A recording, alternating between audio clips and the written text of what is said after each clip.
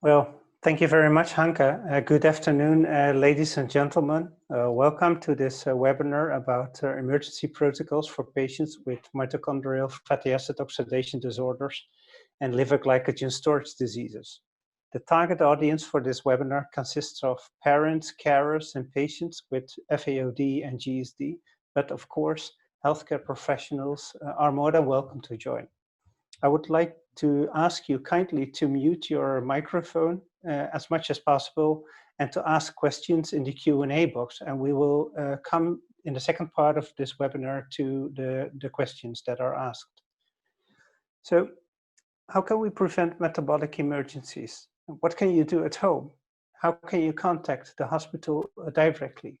These questions, they relate to acute hospital admissions that are stressful for many families with inherited metabolic diseases, but also sometimes they are stressful for local healthcare providers. The importance of this so-called shared acute care for our patients was recently emphasized. The question, how should sickness and emergency situations be managed for patients with liver GSD, was ranked as a top priority in the International Priority Setting Partnership for Liver GSD. My name is Terry Dirks. I'm a metabolic pediatrician working in the University Medical Center Groningen in the Netherlands. In the upcoming max 90 minutes, we will inform you about an international collaborative project that was coordinated by MITAP-ERN, the European Reference Network for Inherited Metabolic Diseases. In the so-called Connect MITAP-ERN eHealth project, metabolic specialists have collaborated in an activity regarding emergency protocols to automatically generate emergency letters for patients with fatty acid oxidation disorders, FAOD, and glycogen storage diseases, GSD. Next slide, please. For this purpose, the website www.emergencyprotocol.net is created. It is based on the philosophy with regard to emergency letters that we developed in the UMCG Groningen, but without the help of many colleagues and different funding agencies in the past and recently the European funding, this process would never have been possible. First of all, we would like to introduce to you the panel members for this webinar. So, Enrique, may I ask you to shortly introduce yourself, please? Thank you very much, Dr. Dirks. So my name is Enrique. I'm Spanish. I'm 40 years old. I work for the International Committee of the Red Cross. I'm a humanitarian worker. But for the last year, I have been on unpaid leave to take care of my daughter, Nina, who is 2.5 years old, and she's living with glycogen storage disease 1B. And I'm here to talk about our experiences with the emergency protocol. Thank you very much. Hi, my name is Sebastian de Boekhorst. I'm an IT specialist living in Holland and working on the website and the tool of the emergency protocol, and will tell a bit more about myself later on in the webinar. Hello, my name is Hanka Dekker. I'm the Executive Director of VKS, which is the Dutch Society for all kinds of metabolic diseases, amongst which all fatty acid diseases and all glycogen storage diseases except Pompe's disease. Hello, my name is Maren Thiel. I'm a mother of a 7-year-old daughter with MTP deficiency, a fatty acid oxidation disorder. And I'm also a doctor and the chairwoman of the German-speaking fatty acid oxidation group FAT-SOS from Germany and Austria.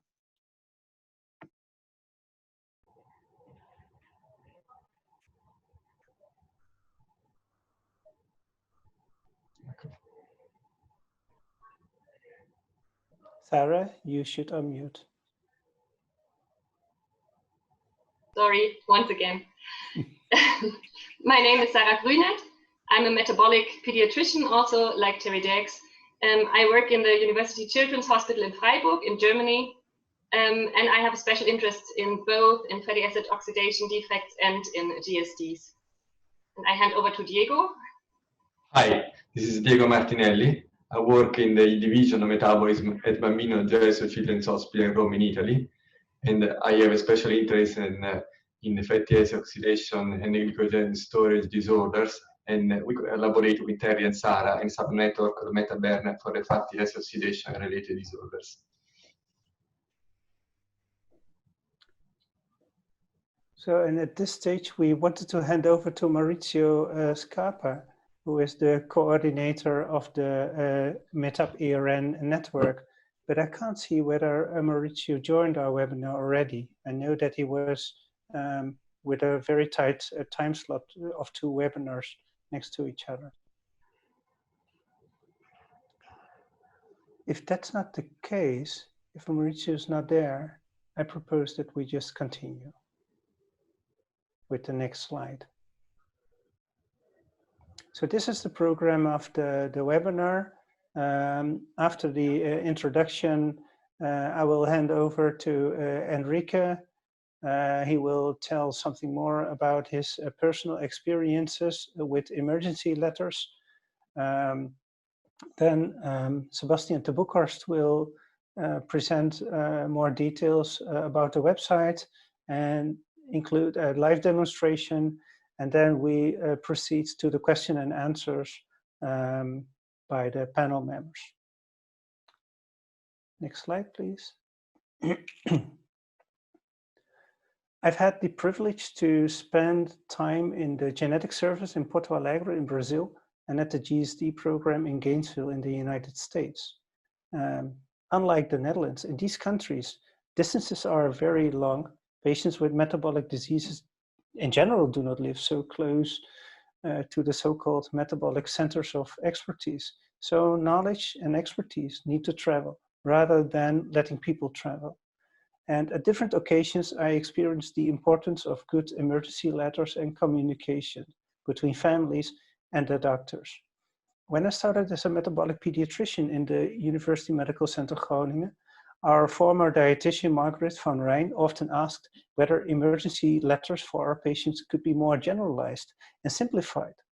And that was the basis, together with input from other colleagues, in 2014 to write the first version of the generic emergency protocol for patients with so-called non-intoxicating type metabolic diseases. And well, that's a more formal term, but you could consider the FAOD and the GSD group under this category. And in the subsequent years, we reviewed the protocol based on feedback that we received from patients, from parents, from colleagues at several conferences that we attended, or sometimes just because we learned together with our patients. And thanks to national fundings in the Netherlands by Fonds Nuts Ora, the University Medical Center Groningen, the Roundtable 34 in Groningen, the first website was created to generate emergency letters for our patient. And this was part of the GSD telemedicine software that we created in close collaboration with Sebastian de Boekhorst, who is also a panel member today. Subsequently, in the UMCG Groningen, 4 medical students worked on their bachelor project with a twofold aim. First, they studied the medical outcomes of our patients in the first 5 years of using this new protocol. And second, they produced an information leaflet for patients and their caregivers. And this project was in close collaboration with the Dutch Metabolic Patients Organization, VKS, and included a focus group meeting with the parents group. If FAOD patients or GSD patients get a cold, they are vomiting, get an infection or trauma, or cannot eat or drink normally, they are at risk of metabolic emergencies that one wants to prevent. The emergency letters we are talking about today describe 2 phases. Phase 1 can be executed by families at home, for instance, when the 6-day dietary regimen is not tolerated. If the result is successful, hospitalization may actually be prevented. If hospital admission is necessary, the emergency letter should provide a clear picture of the actual situation for both the parents or patients and the healthcare providers. This can prevent unsafe situations and will optimize the communication between the families and the doctors. Phase 2 is executed in the emergency department or initial hospitalization phase, controlled by healthcare professionals before expert metabolic support can be asked. Phase 2 should end with consulting the colleague in the metabolic center and should not replace disease-specific in-hospital expert metabolic treatments. In their bachelor project, the 4 students studied the medical records of 128 UMCG patients who were using an emergency letter according to our protocol. And this group consisted of GSD patients and FAOD patients. And in total, we calculated 127 hospital admissions in 42% of the patients. And this indicates that the majority of the patients was managed at home or didn't need any hospital admissions in these 5 years. Luckily, there were no severe symptoms and signs such as convulsions, coma, or death due to metabolic emergencies. In the left graph, we present the firstly documented blood glucose concentrations per diagnosis during acute hospital admissions. Hypoglycemia, as defined by glucose concentrations below 3.9 millimolars per liter, was reported in 39 out of 127. It was reported in 19 out of 127 hospital admissions. So that's only a few. In 3 out of 4 lethargic MCAT patients, the glucose concentrations were normal. The right graph demonstrates the age dependencies of hypoglycemias, and putting the 2 pictures together, you could clearly see that hypoglycemias were especially uncommon in the ketotic GSD group, so patients with non-type 1 GSD, and in the verbal children with FAOD. The Connect Metab ERN project allowed to improve the UMCG protocols to modify the patient information leaflets and to create the website that we're presenting today. Connect Metab ERN was granted in an EU e-health call, and after a kickoff meeting in Hanover on the 2nd of December 2019, the protocol has been revised based on discussions with a large group of international metabolic colleagues in WebEx meetings in February and April, despite COVID-19. We received input by emails and through a SurveyMonkey questionnaire. Before using the website, we would like to point out some important issues. This website doesn't collect or store any personal information. The website is designed to help healthcare providers and families of patients with certain metabolic diseases to generate a personalized emergency letter. These letters intend to support the communication between patients, families, the metabolic expert team, and the local healthcare providers. Shared care is shared responsibility. The website or emergency letter should not be considered a substitute for expert metabolic advice. The website will generate a personalized emergency letter that summarizes the communication and initial management, taking into account what can be regarded as the current best practice. There may be situations when alternative management is preferable or appropriate.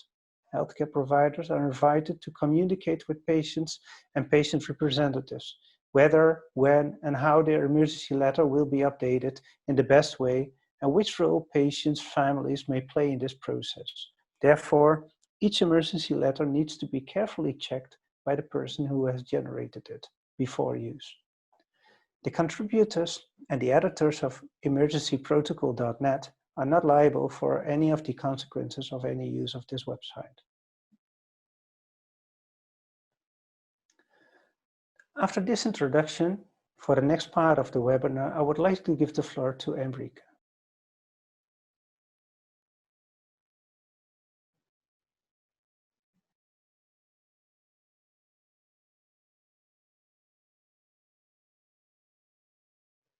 Enrique should unmute first. Thank you, Dr. Derks. Yes, I was saying that as the father of a patient, I would like to start by thanking all the people that have been working in this process and that has generated such an useful tool. I would also like to thank all the patients and families attending the webinar today.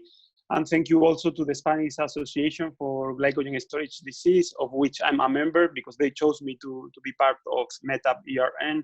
And that's why I'm here today. So thanks to all of you. I would also like to say that the picture that you can see in the slide is the picture of Nina. She's my daughter, so you know of whom we are talking about. And basically my idea was to tell you a bit about our personal experiences regarding emergencies, because I think that these provide illustrative examples on how to approach an emergency with or without an emergency protocol. And it changes a lot, and as you can see.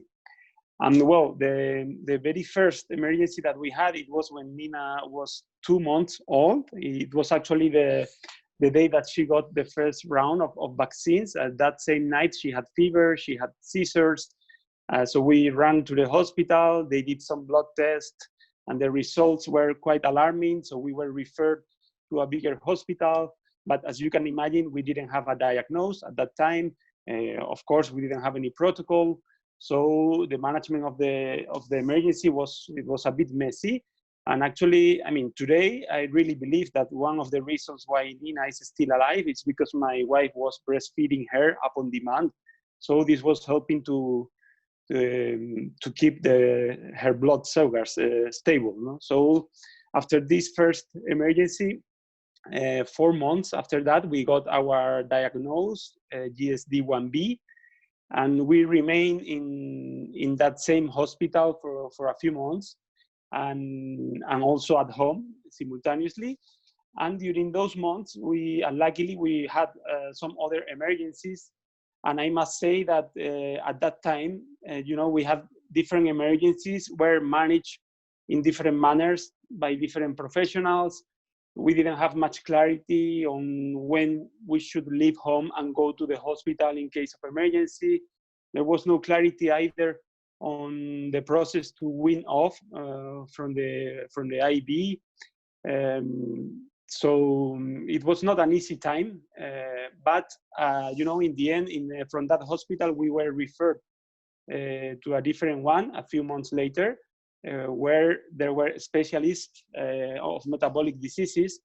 And then in that new hospital, we saw some improvements, mainly because we already had specific indications about how to deal with emergencies in Nina's file and also in the letter of discharge from the hospital. No? So it was not an emergency protocol, literally speaking, but at least we had a document where it was written down what to do in case of emergency. So basically, for some more time, our personal emergency protocol was the letter of discharge, where it was written down what to do. After that stay in the hospital, we were lucky. We had 1 year with no emergencies. And during this year, we were even more lucky because we had the chance to do a medical trip to the Netherlands for a hospital stay at UMCG under the supervision of Dr. Dirks. And while we were there, well, Dr. Dirk, he was extremely kind to us, and he always had time for us to have very interesting conversations. And one of the things that we did was actually to sit down together and to create this emergency protocol for Nina's case. No? So we took Nina's weight and all the data that we normally need. We put it in the platform. We generated the emergency protocol, and Dr. Dirks explained me everything that I needed to know about this protocol in order to a first phase to try to stay home, but if it is not possible, the second phase that is managed in the hospital already. So we left the Netherlands with very good results in terms of the experimental treatment that we went through, that Nina went through, and also we left with this emergency protocol. And after that, a few months after that, this year actually, we had a new emergency, and in this new emergency, we could actually use the emergency protocol, and I saw a big difference, you know, with previous experiences. Basically, because this protocol, it's a very good reminder in these stressful situations of everything that you have to do. Because, well, you may know by heart everything that you need to do, but because of the stress, you may forget something. So the fact that everything is written down very clearly, it helps a lot when you are at home, and also in the second phase when you are in the hospital. I think it's also a very good basis for a dialogue between the patients and the doctors and the healthcare professionals. And because, you know, everybody, both the healthcare professionals and patients, they have different personalities, different communication skills, different approaches. So the fact that the protocol gives a very clear picture of what needs to be done, I think it improves communication, and it also provides a safer framework to deal with the emergency. And I think it makes everybody feel calmer. So things get easier and smoother. Actually, I can give you the last experience that we had as an example, because we were in a new city, we were in a new hospital. Nina, as a patient, she was completely unknown to everybody. And actually, 2 weeks before the emergency, I went to the hospital. In a preventive manner, I tried to present Nina's case and the emergency protocol, but then I was told that I had to go through some bureaucracy in order to create an official file. But I started that bureaucracy and that process, but in the meantime, Nina had the emergency, before she had the file open. But we went there to the emergency room with the protocol, and I could actually perceive in the doctor face that he was reassured when he saw the protocol, because I was telling him about Nina's disease. I was telling him about what we normally do in an emergency situation. He, of course, had some idea. He was not a metabolic expert, but he has an idea about it. But then when he saw the protocol, I know that he was reassured, and actually we immediately started doing everything that needed to be done. And it was the smoothest emergency that we have ever had. And I'm sure that the emergency protocol played a very important part in this regard, because everybody was reassured and we could just focus on what to do. We could focus on Nina, and in the end, everything went well. Not only the emergency phase, but then also the hospital stay and the weaning off. And actually, during this hospital stay, we saw in 5 different days, we saw 5 different specialists, because it was a hectic time. And all of them were kind of reassured by the fact that everything was documented. So I think that was a good thing. And then the last thing I would like to talk about is about some tips about the emergency protocols that are reflected in the patient leaflet that you can download from the website. And I'm sure that most of you, as patients or relative of patients, you are already familiar with these tips, but it's also good to go through them. So basically, one of the tips is that before the first time you use the protocol, it's very good if you can share it with the hospital where you are going to take your children in case of emergency. In an ideal situation, it would be great if you could do the protocol with your healthcare specialist, or if not, you can discuss it with them.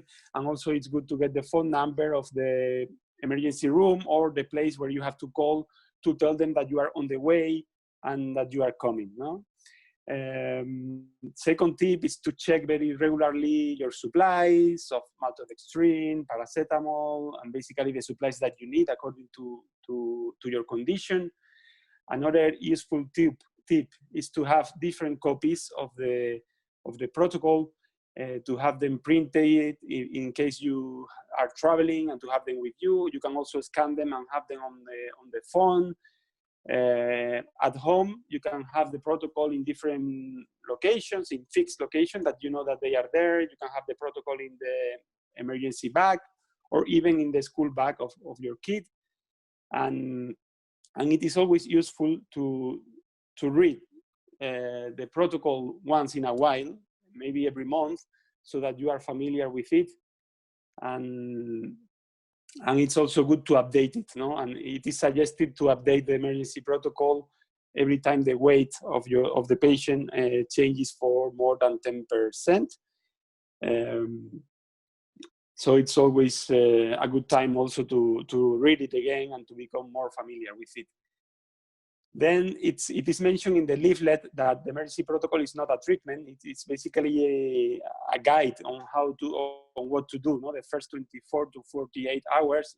So it's extremely important to emphasize the importance of the protocol, to emphasize the consequences that could have not doing what needs to be done, and also the importance of the communication with the doctors and healthcare professionals in the emergency room, but also with the healthcare specialists that should be informed immediately. Another important thing is that in this protocol, the definition of fever is 38.5 Celsius degrees if it is measured one time, or 38 Celsius degrees if this is the measurement 2 times in 1 hour. And the last 2 tips, one of them is, as you all know, that the weaning off of the process in an emergency situation should not be done abruptly. There should be a proper weaning off. And the last thing is that, you know, for each condition, there might be some medicines that some people can take. Like, for instance, I know that some families, they have Sofran for vomits, no?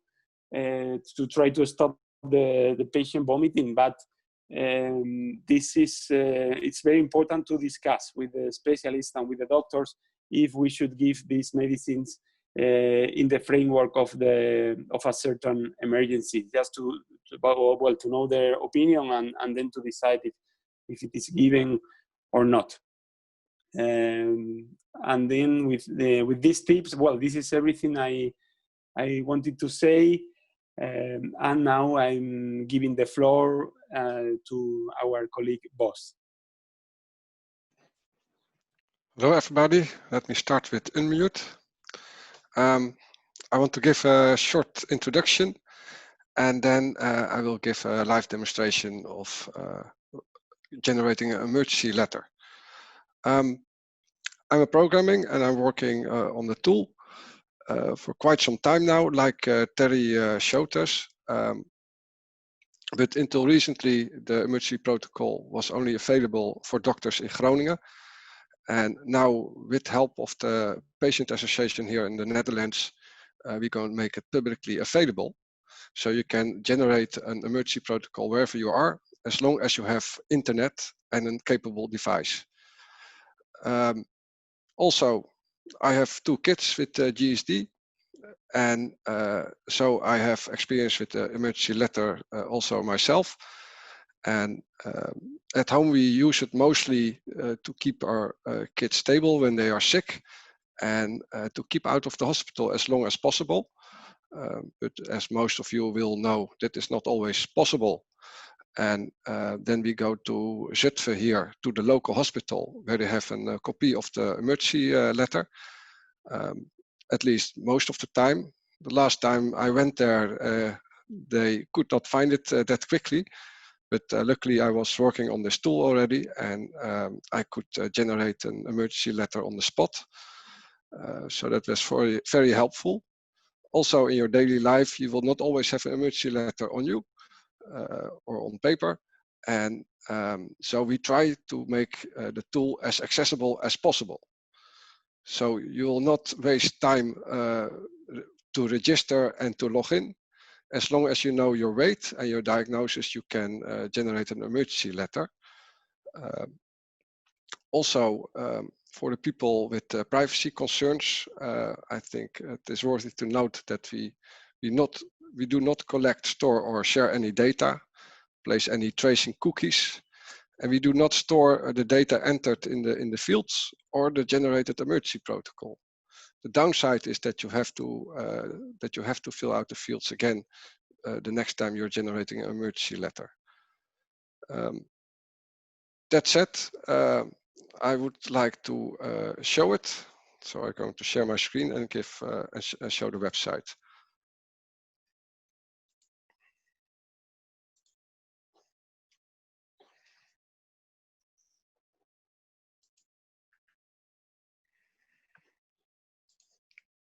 So I hope you all see my browser. I will go to www.emergencyprotocol.net. The website is still in development, so you have a pretty basic layout, but the information and the patient leaflet is already available, and the tool is also working for some languages. First, I want to show that here you can download the patient folder in different languages, and some of the languages are working on, but will be added later on. For now, I will show that you can download the English or the Dutch version. So the patient leaflet is available on the website, so you can download it after the session and look further into it yourself. Also on the website, there is some information for healthcare professionals. Like Enrique told us, it is also handy to discuss this with your doctor. And here is some more information on specific diseases. And you can download a PDF file with more information that can be very interesting for your doctor, for example. Now I will go to create an emergency letter. First, you have to accept a disclaimer. We try to make it as readable as short as possible. And I can also understand that if you are really in a hurry, you will skip this step and read it later. But for now, I will agree it. I think Terry also read it already. To generate an emergency protocol, you have to fill out some fields. Some of the fields are just informational and be filled out in the emergency letter. So I fill out my name. I will choose the diagnosis I have, or my kids in this instance, and fill out a birth date. Also very important is that you know the weight, because there are some very important calculations based on this field. The protocol can be generated in different languages, which can be very handy in a small country as Holland. Although I think traveling will be a bit down the coming months, but maybe that will be pick up, hopefully. For now, I will generate one in English. You can choose the medical center you're having treatment, and if your medical center is not on the list, please let us know. But you can also choose other and fill out some extra information later on. I choose Groningen because we are in a treatment there. Here you can add some extra information for the local hospital where they can be reached. So I will fill out the hospital in Zutphen. And if available, you can fill out a sick day regime. So that's all what is needed. And we can generate an emergency letter. As you see, we provide the emergency letter in some different file formats. Most handy will be the PDF that you can directly send to your doctor or store on your phone. But also very handy can be the document, so that you can add some extra information and go through with it with your doctor.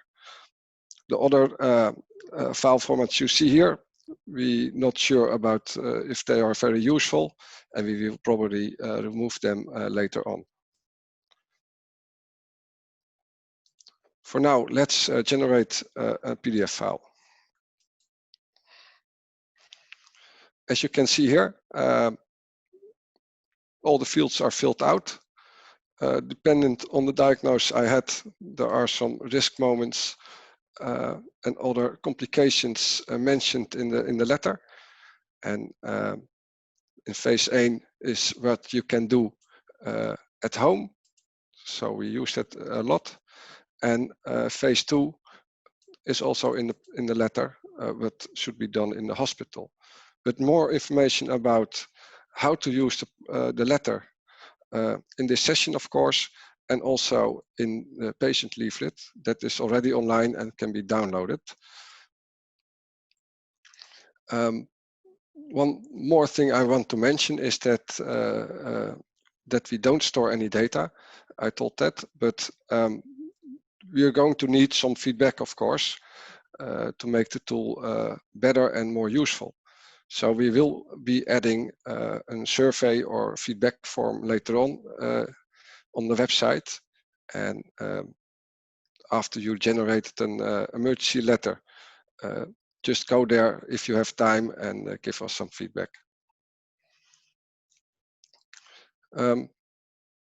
So much on the emergency letter demonstration.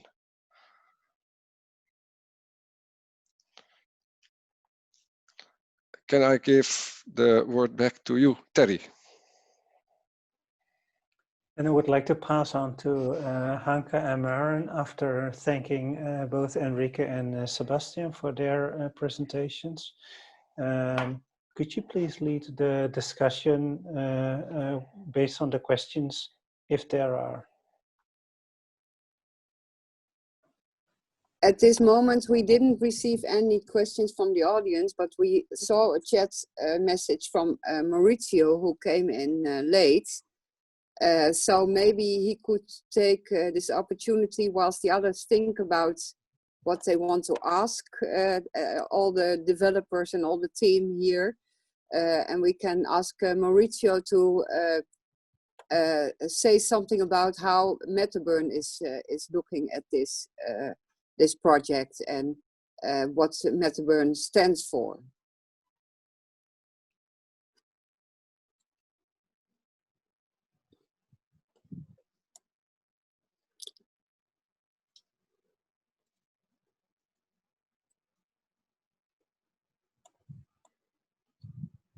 Let's see if I see him, or is he already gone?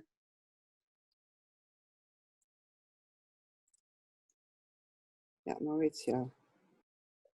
Yeah, Maurizio, you now have sound, if it's okay. Oh, okay. So because I don't, hello, do you hear me? Yes, yes, we hear you. Because yeah, I don't have the icons of the mute or unmute, so I was stuck. Yeah.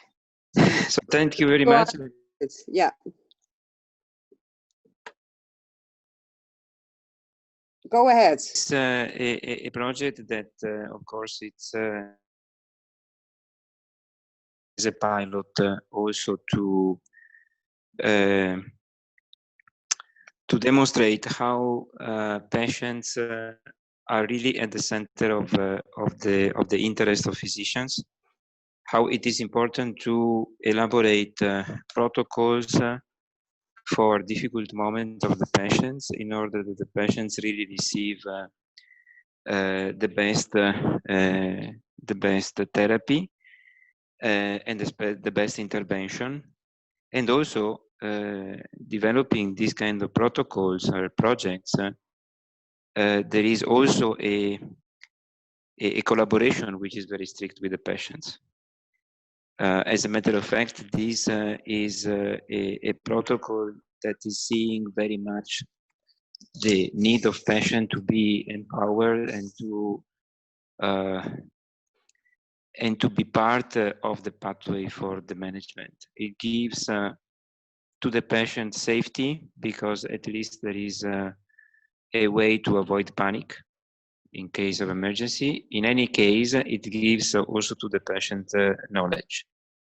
And this is really important, because I mean, the relationship between patients and physician must be based on trust competence, but also sharing the best knowledge that can be useful for the safety of the patient. So it is, I think, a very important example that we have to take and to translate to other fields. It is also the future in order to avoid the situation that can be of danger for the patients. And now it's about hypoglycemia. In other diseases, we can have problems of decompensation with fever rather than avoiding epileptic seizures. I mean, there are different fields in metabolic where these kind of protocols are essential. So I think that we need to follow this way. There are also important actions that we can do through the European Commission. It is also an important way to exploit all the digital capabilities that now we have, especially in the moment where these strange infections are coming more and more seriously. It is important that we can have tools to communicate with patients, and patients have to have emergency protocol that can be very easily checked through remote control or make any telemedicine control or whatever. So it is an evolution of medicine, and I think that we really need to go to this kind of way and improve more and more the capability of designing this protocol, of testing these protocols, and using the protocol to protect the patients and the family. Okay, thank you very much, Mauricio, for being so positive about this project. In the meantime, we have gathered some questions.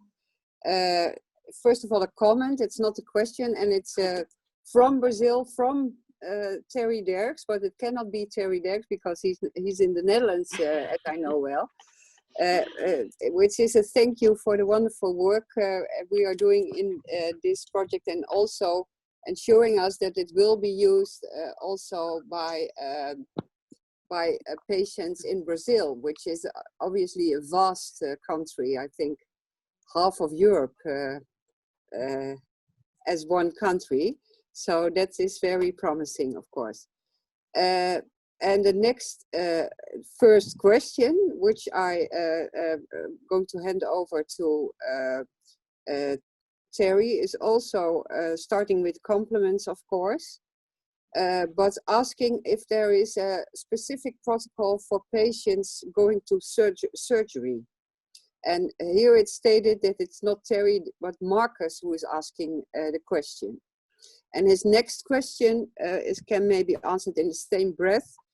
Is of if we already as a development team or as the Groningen initiative have already invited healthcare professionals in this launch of the website and the protocol tool. Terry, can I give you the floor on that? Thank you very much, Hanka, but also thank you very much, Marcus, for these two questions. With regard to the specific protocol for a patient undergoing surgery, I think there are two scenarios. There is a scenario of a scheduled surgery, and there is a scenario of an anticipated surgery, so an acute event.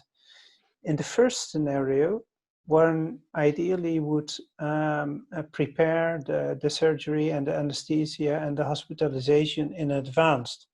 And this is not covered by this protocol, but parts of the protocol, of course, can be implemented then.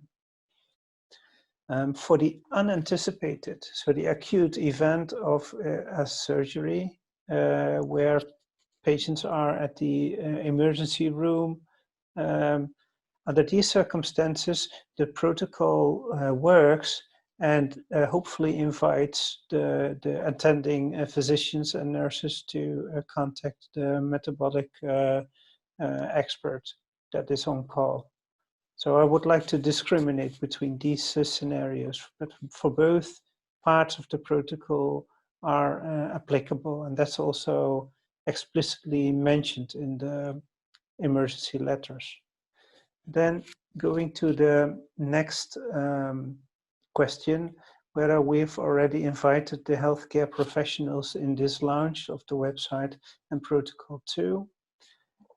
This is a long process, and I've tried to connect to everybody who either at conferences or at workshops or during this Connect Metab ERN project who gave input, feedback. We have, connected to them also in this project. We've received a lot of feedback, and also before organizing this webinar, we invited them to take a first look. And of course, these are only the first steps. After the webinar, this will hopefully continuously grow, and people should be invited to comment and to improve the website even further after this website too. I hope that I sufficiently addressed your question, but it is open to be shared. Can I maybe just add that we really want to collect all the feedback, especially from the patients and especially from other centers than the center in Groningen, which has a lot of experience already with this emergency letter, on how this is perceived, either by, like Enrique told us, either by their local hospitals or their treating specialists. We are very interested in constantly improving this protocol so that everybody can have most use of it.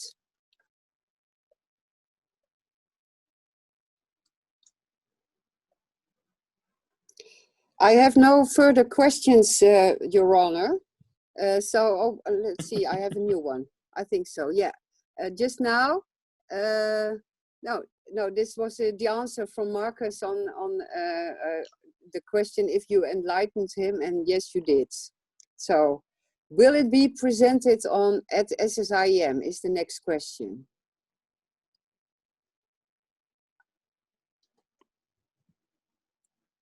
Perhaps we can ask Sarah to answer that one.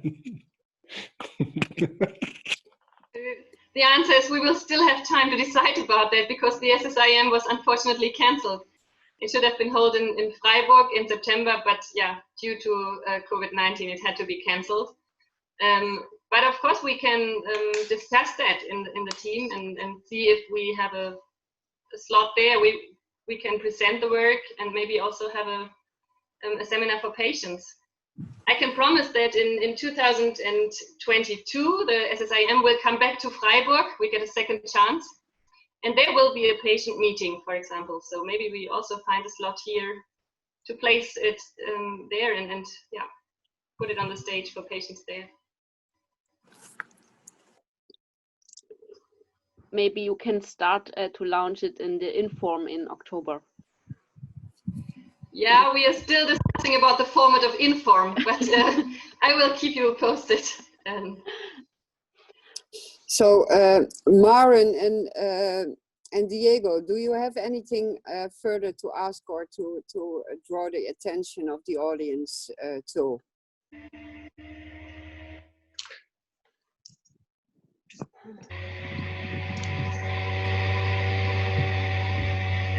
Yeah, I think the patients have to try it. Yeah, especially the FAOD patients normally already have a protocol from their healthcare provider. But I think that's another form, another way maybe to optimize the emergency protocols. Maybe one important point is that we really promise to get all the translations as soon as possible. Yes. And that we are still working on that, and that we try to load them up as soon as we can. And I know that there is work to be done, but we promise to do that soon.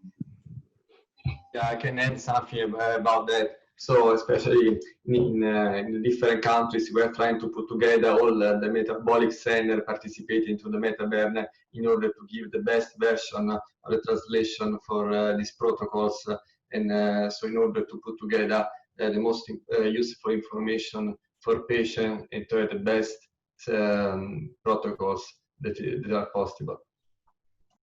Will probably be some important languages missing, but it is possible to add them later on. So it would be good to give feedback on that if there are some important languages missing.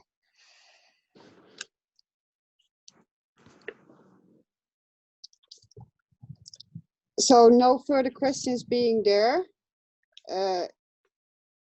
My question is if we can move on to the end of this webinar, and if there's somebody who has to make some final remarks, I think that should be Terry at this point.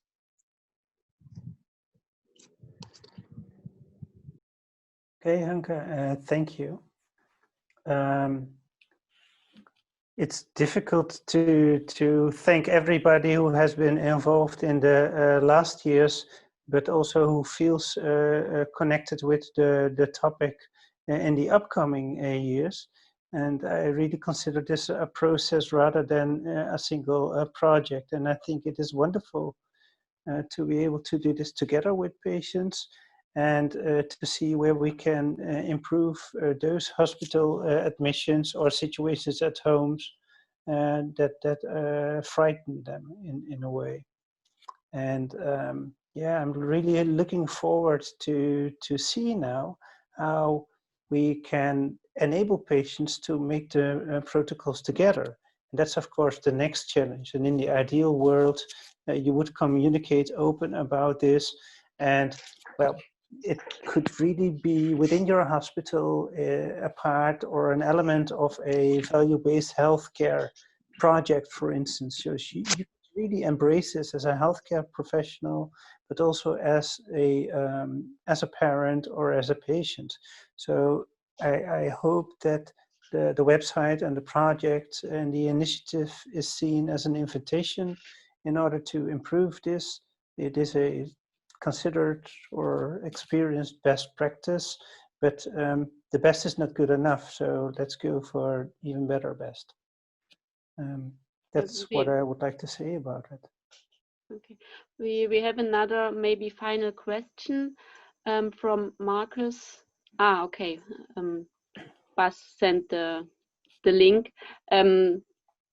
It's asked if the recorded webinar and the slides will be provided so it can be shared through the social media to other patients who could not attend here. Of course, we will do that. And we will also provide a link to the webinar on the website itself.